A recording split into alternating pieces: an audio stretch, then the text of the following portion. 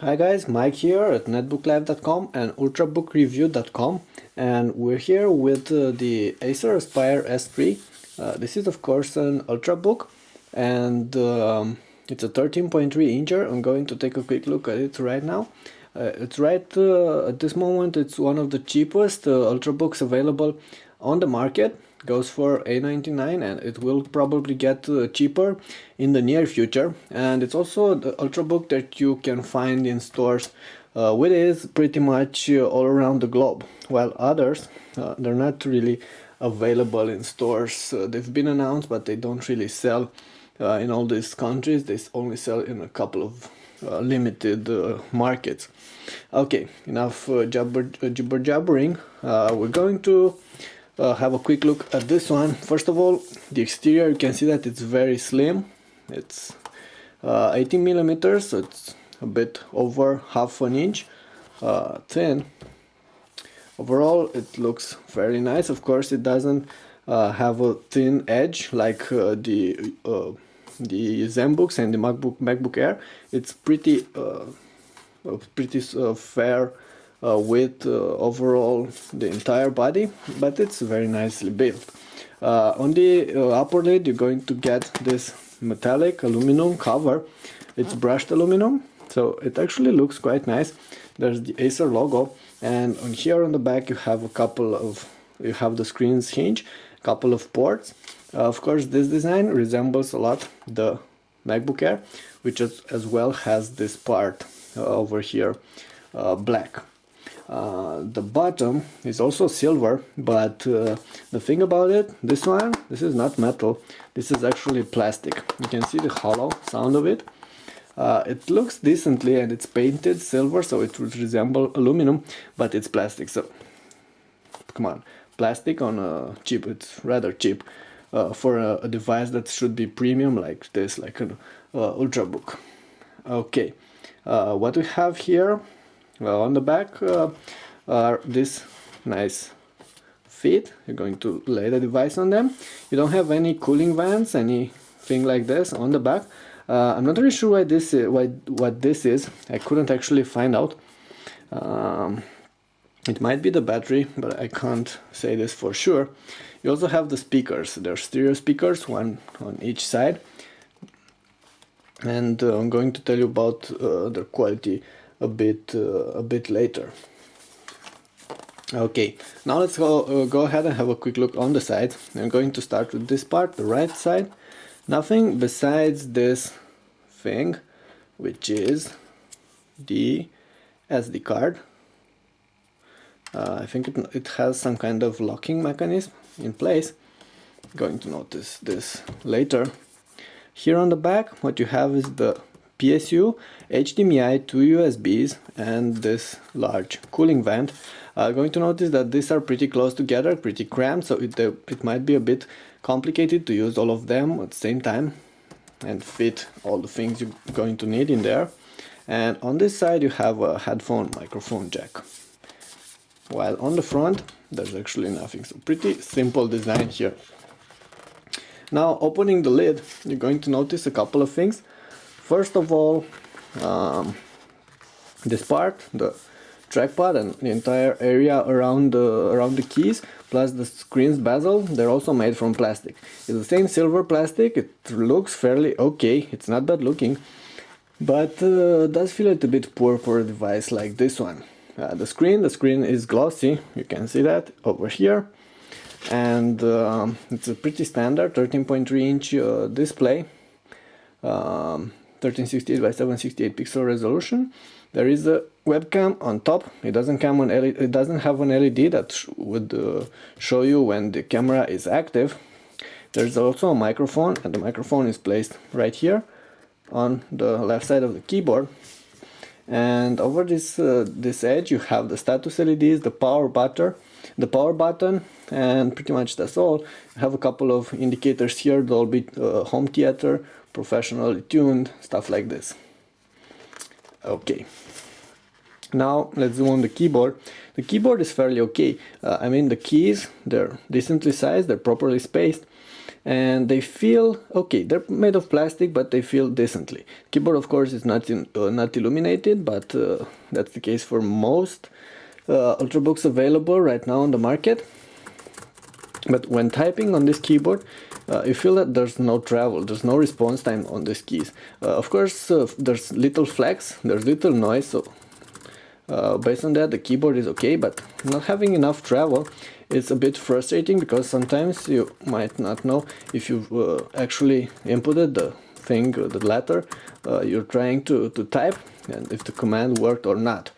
Overall, I had fairly good experience with it. Once you get used to the keyboard, it's going to be fine. You're going to use it quite okay.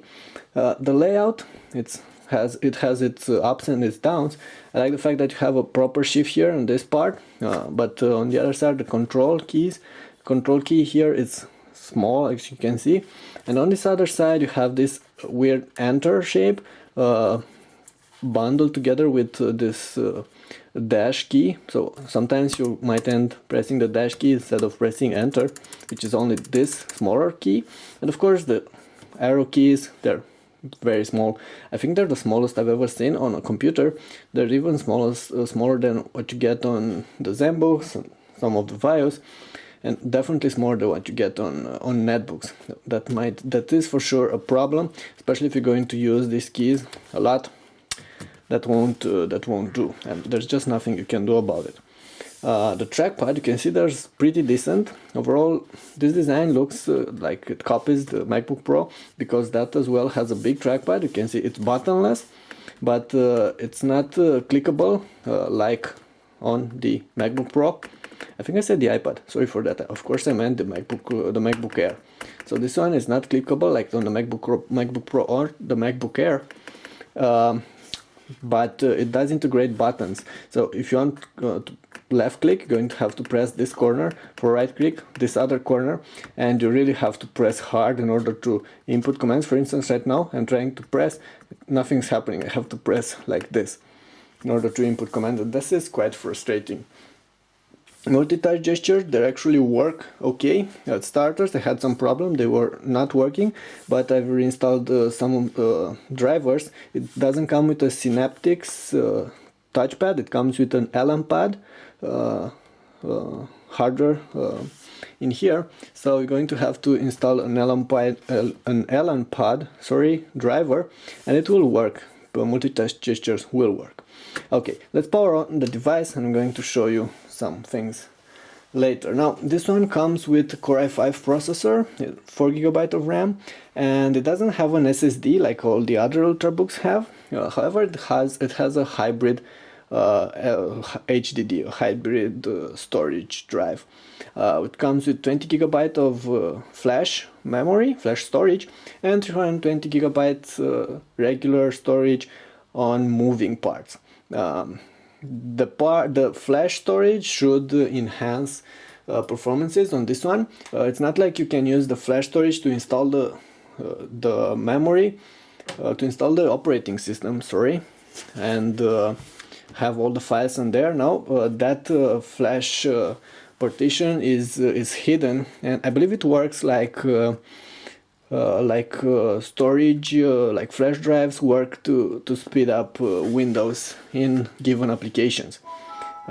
If it needs that faster storage space for certain applications, certain tasks, it's going to use it in order to speed things up.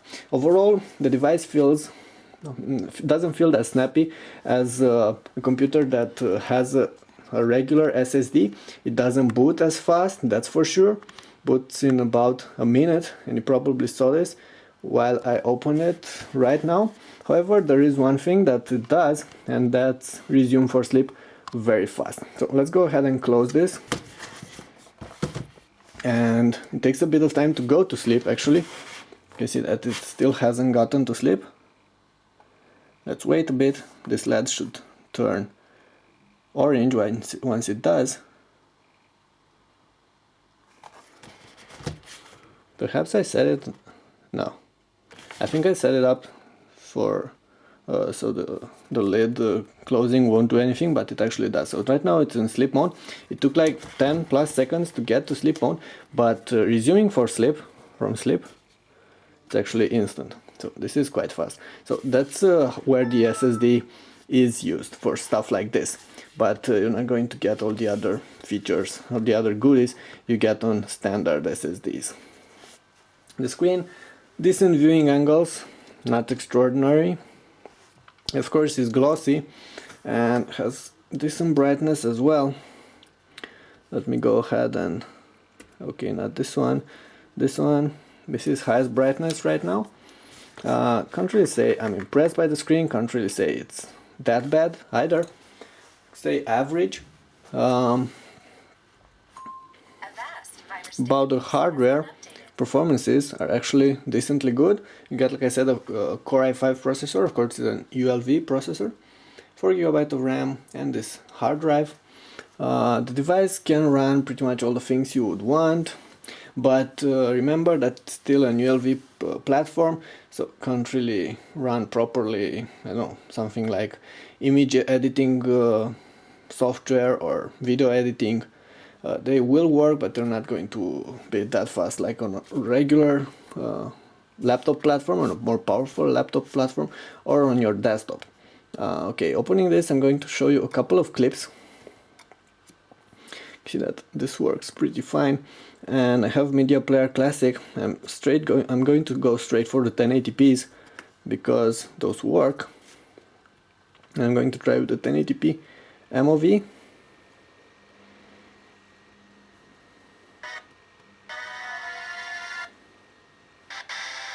Okay, so I think it's a 1080p WMV.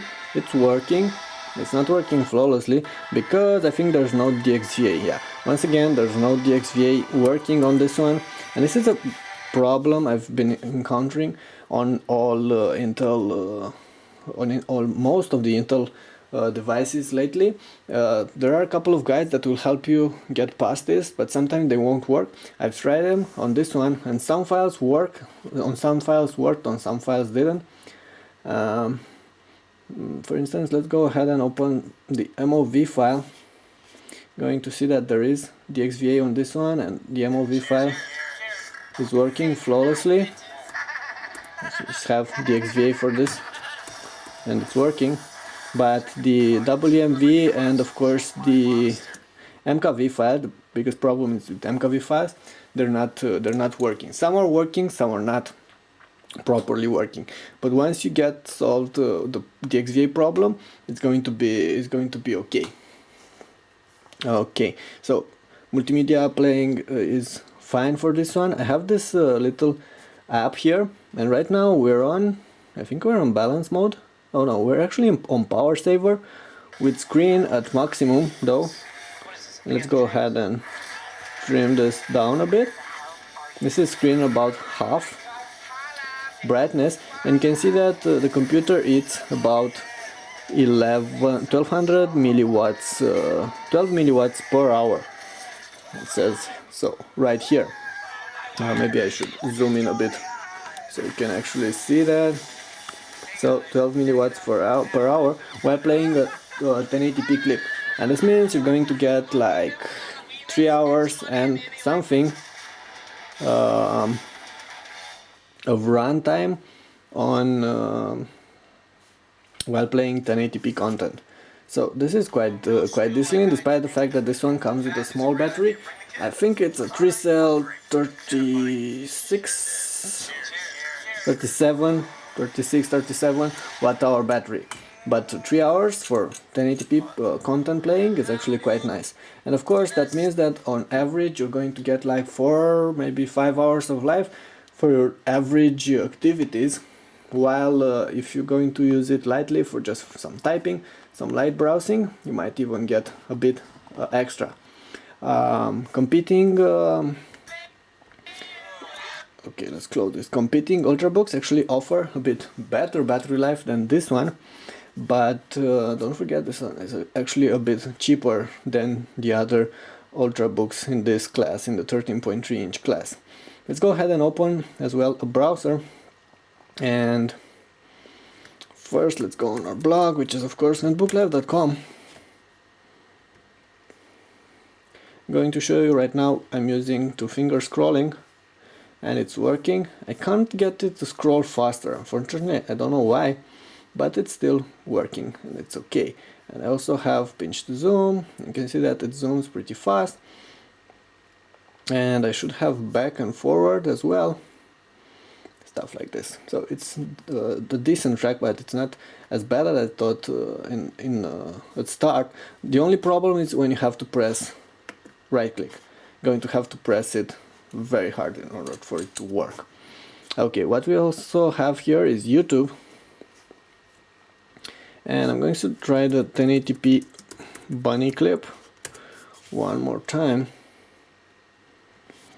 This is it, and it will be able to play 1080p clip from YouTube without a problem.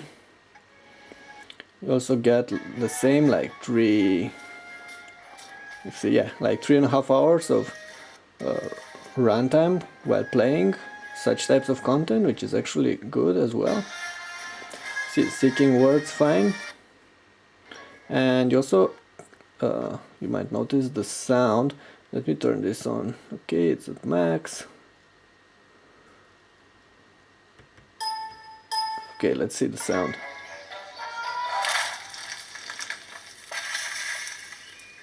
So the speakers, they're on the bottom. The speakers are on the bottom, like I said, and volume is overall okay, but the quality, I'm not really fond of the quality. Of course, it will be okay to watch a clip, to watch a movie, but if you're looking to listen to music on this one, you better get a pair of headphones. Going to be more satisfied with those than with the standard speakers available on this device.